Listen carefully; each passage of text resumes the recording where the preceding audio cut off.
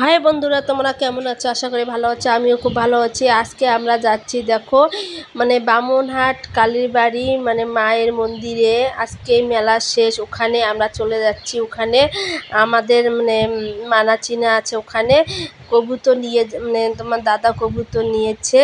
আর এদিকে দেখো প্রথমে ঢুকেই আমরা দেখো তোমার দাদা হাত পা ধুতে গেছে। আমি একটু চান যে একটু ভিডিও করে নিচ্ছি এখানে। তারপর তোমার দাদা এসে দেখে কাউন্টারে দাঁড়িয়েছে। এখানে কবুতর পূর্ণামি দিয়ে রসিদ কাটা লাগে, তাই তোমাদের দাদা এখানে রসিদ কাটতেছে।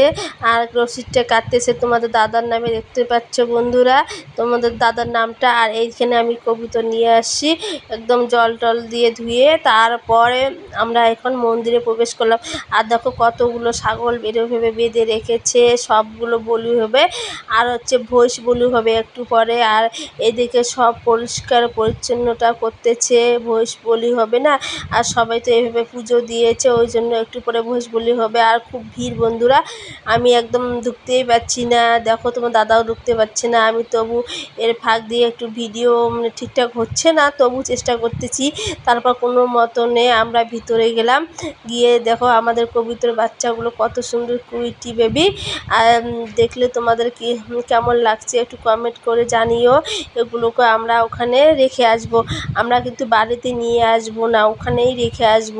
আর দেখতে পাচ্ছ বন্ধুরা, তারপর আমরা কবুতরগুলোকে দেখো এইভাবে উৎসর্গ সে শান্তি জল দিয়ে বা শান্তি করে দিচ্ছে ব্রাহ্মণ।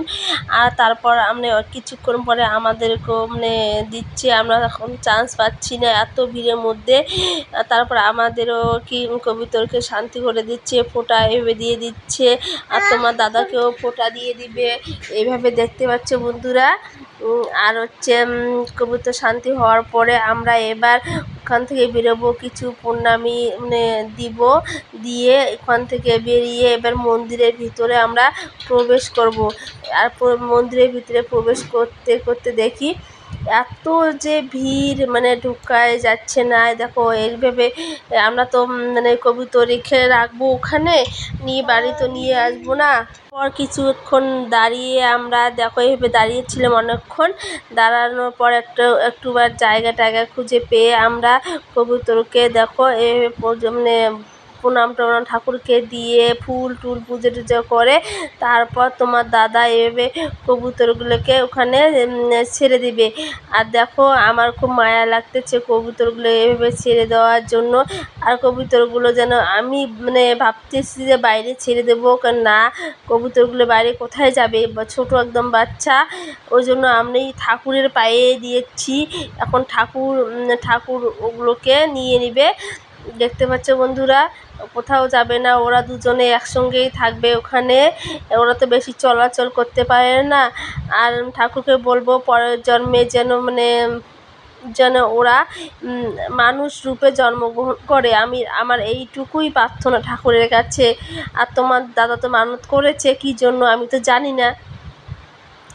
আর সবাই বলবে আমাদের যেন মানতটা পূর্ণ হয়, আর আমরা যেন সুস্থ স্বাভাবিক থাকি।